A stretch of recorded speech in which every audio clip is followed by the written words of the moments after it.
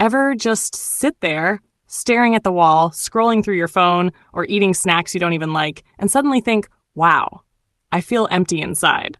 First of all, you're not weird. You're not broken. You're just human. Feeling empty is basically your brain's way of waving a little flag and saying, hey, something's missing here. It could be loneliness, stress, or even too much social media, where it looks like everyone else is living their best life while you're just lying in bed at 3 p.m., wondering if cereal counts as dinner. Psychologists say emptiness often comes from unmet emotional needs. Translation?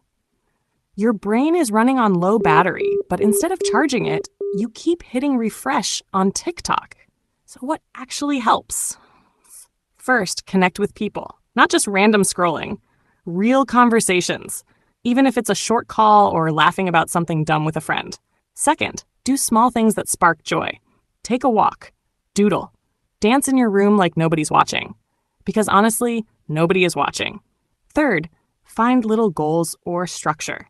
And no, it doesn't have to be deep. Even a list like 1, drink water, 2, don't burn toast, 3, survive today.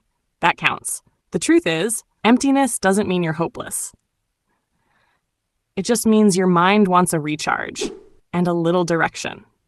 So if this spoke to you, subscribe to MindScribe. I'm new here, and I'll keep breaking down psychology and life stuff in a way that makes sense and maybe even makes you smile.